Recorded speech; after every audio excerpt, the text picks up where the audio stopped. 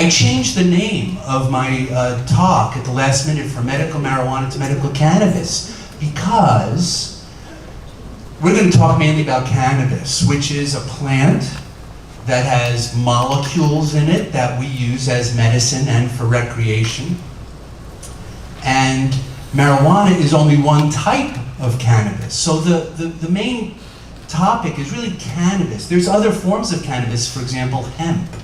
And I don't want to color the conversation by using marijuana as the headline here, because you know the term marijuana was actually used by Mexicans to describe the cannabis that they used, and when English-speaking primarily individuals in the early 20th century wanted to demonize cannabis, they called it marijuana because it sounded more like something brown and black people would use. So it's a little bit of a derogatory term, actually. And you know, now of course we don't think of it that way, but a more scientific and objective approach to what it is we're going to be talking about is to use the term cannabis. And we'll talk more about that. But I'm hoping that at the end of the day, you all will have an appreciation, an objective understanding of what cannabis is capable of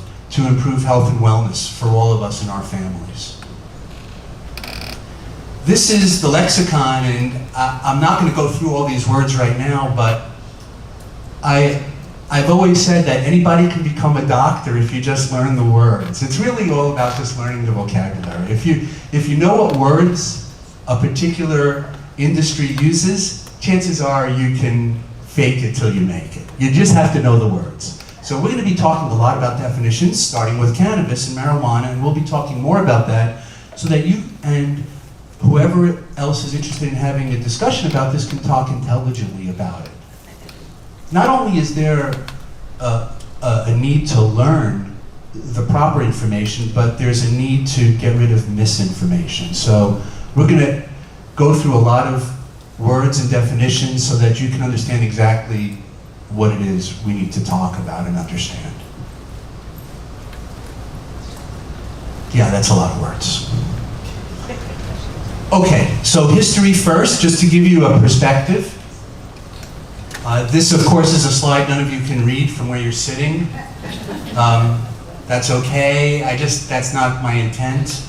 I just wanted to put it up here just to give you the scope of this plant's use throughout history, just in general.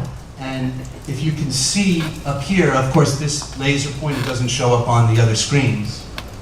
Because Jordan hasn't figured out how to do the technical part of that yet. But in general, we know that in the East, cannabis was used 4,000 years before the Common Era. 4,000 years. There are mummies, even Ramses and other mummified remains of ancient dynasty leaders are being discovered with caches of cannabis, or should I say stashes. They've got stashes of cannabis in the mummified near the mummified remains, and it's not just for hemp so that they would have clothes. Some of it is THC based because it provided a divine or a religious purpose. And so cannabis use has been now documented for 6,000 years. By the way, if you would like to look at this slide in more detail so you can actually read it, the references that I used to obtain these slides will be available to you, and you can carry on your education on your own later on. So 6,000 years ago, cannabis was used not only as a medical, but also as a religious plant. And then this guy here, William O'Shaughnessy, after visiting India, brought cannabis to the West. And O'Shaughnessy, at the end of the 18th century and into the early part of the 19th century, wrote extensively about ganja, which is one of the terms that the Indians at that time used to describe cannabis, for different medical purposes. And he found no significant side effects or problems with this agent. He published widely. I believe the Queen of England at the time was using cannabis for some of her ailments. And then, of course, it was brought across the pond. And cannabis was very popular. Our forefathers used it as hemp to create clothes and paper and things like that. And then, in the early 1900s, the Harrison Act, and then later the Marijuana Tax Act, put the kibosh on cannabis. It was determined at that time that cannabis was not good for the New World, and that not only should it be avoided, but it was outlawed. And this came on the heels of alcohol prohibition. It really turns out, my understanding is that after alcohol prohibition ended, there were a lot of federal agents with no work to do. And this bloke named Anslinger decided that he was going to have all those agents go to work in the prohibition of cannabis, which of course they referred to as marijuana, and then publicized later as having the properties immortalized in reefer madness and similar propaganda. So, okay, so that's the history, all right? I'm not making this up, but I am editorializing a little bit. So I believe that cannabis was demonized at that time, and the health benefits that have been documented for thousands of years were not available to us anymore. Until now. In the 1960s, this gentleman down here, Dr. Raphael Mechoulam, in Israel, decided to study cannabis, and he was able to synthesize THC, which is one of the active molecules in cannabis. He decided to do this because it hadn't been done before. That's what scientists do. He knew that we knew how opium was derived from the poppy plant and how cocaine was derived from the coca plant, how aspirin, excuse me, I get excited now, how aspirin was derived from, anybody? Willow bark. And digitalis, digoxin, was derived from foxglove. So herbal medicines are basically our friend if we can use them properly. Of course, in the case of opium and then heroin and so forth, we need to be extremely careful, and there's a major problem with that. But it turns out that cannabis as an herbal remedy, which has been used and documented to be effective in things like epilepsy and inflammation since Roman times, was not available to us anymore. So he decided, okay, I'm going to go to work on this. And he isolated THC and was able to synthesize it, 1966. In the 1980s, at St. Louis University, a researcher was able to identify receptors in the brain that bind the THC molecule. These receptors were a very significant finding, because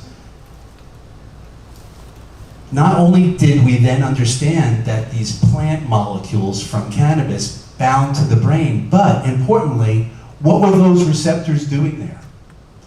Why did, why did God put them there, right? What was she thinking? Was it because she knew that we would be smoking weed? I don't think so.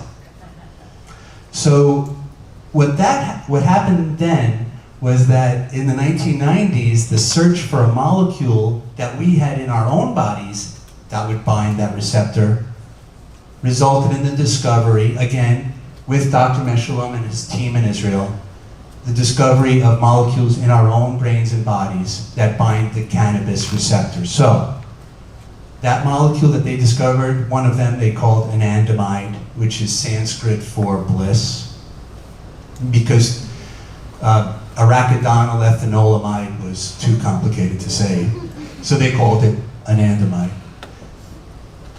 And the modern era of cannabis therapy was born. Now, I was doing my fellowship at NIH in Bethesda, Maryland at the time, and I was like, whoa, Joyce, look at this, you know, and of course, no one was excited as I was. But having identified receptors in the brain and then a molecule in our body, an anandamide that binds to those receptors that was similar to the molecules in the plant, was a huge discovery. Why? Because that's how our bodies work.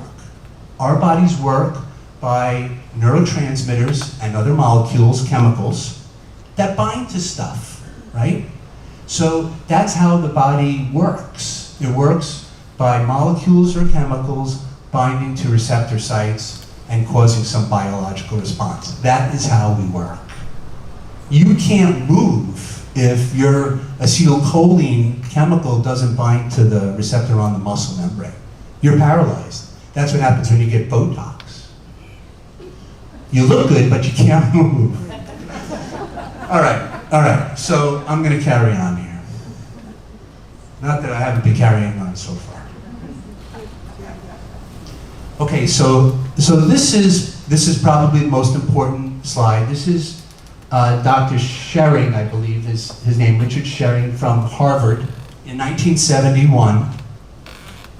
I have to give the proper name here because this is being taped and I don't want him calling me. Richard Schultes. Dr. Richard Schultes, 1971, a Harvard professor, goes to Kandahar, Afghanistan, to research cannabis. Because as I showed you, the majority of cannabis history begins overseas. And this particular plant here is a short female plant. This is a tall male plant. Now, I don't know if we have any botanists in the room. No? No budding botanists? No? Okay. Well, you all know that plants cross-pollinate and create other plants. And they mingle and they change and they adapt and different appearances result, right? Red roses, white roses, you know, green pea pods that are long and short pea pods that are empty. So these are plants, and an important way to discuss what it is that we're trying to define has to do with taxonomy. Taxonomy is the science of describing things and labeling and categorizing things. We have to have the right taxonomy. We have to know what we're talking about. This gets back to the lexicon issue. So when it came to figuring out what exactly cannabis was all about, Dr. Schultes decided to do his research and describe plants, cannabis plants, as either broadleaf, or narrowleaf, and as having either a predominance of drug or non-drug, drug being the psychoactive component. So he and others at that time created this nomenclature where broadleaf plants that were mainly good for industrial purposes would be called hemp, broadleaf hemp. Narrow leaf plants, like the female plant, which I have here, could also be hemp, but usually they had more drug, they had more THC, they had more of a psychoactive property. So the flowering tops of the female plant might result in Dr. Schultes calling this a narrowleaf drug, whereas this one here might be a broadleaf hemp.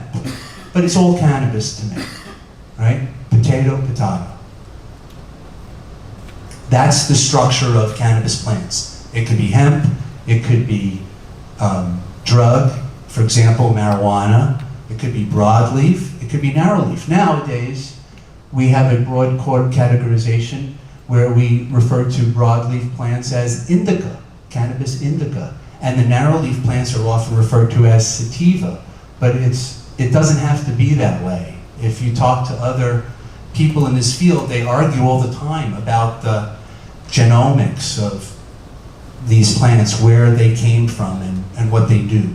So we have to be careful about how we describe them. But suffice it to say that there's indicas and sativas. Some of you may have heard those words. Indicas tend to be broadleaf, sativas are narrowleaf. They both have THC in them, the psychoactive component, and they also have CBD, cannabidiol, which is another cannabinoid in the plant. Now, what I'm referring to here are the molecules in the plant.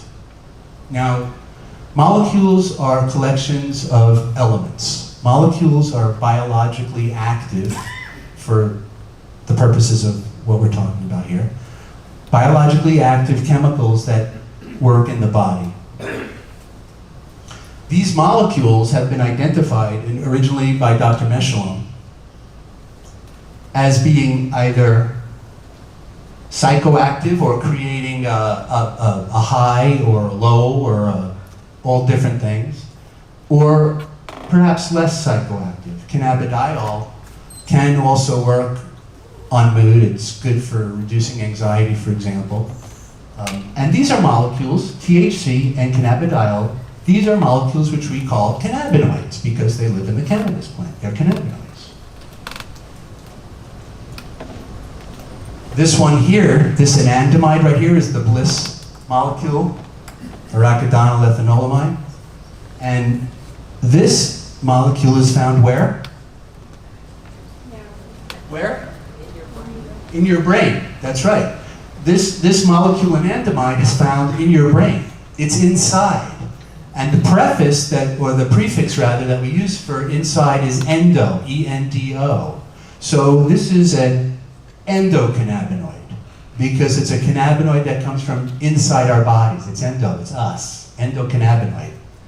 These cannabinoids here, which are molecules that are very similar in action and to some degree structure, these are called phytocannabinoids, P-H-Y-T-O, phytocannabinoids. Why? Because phyto means what? Plant. So do you get it? Right? Is this science? Okay.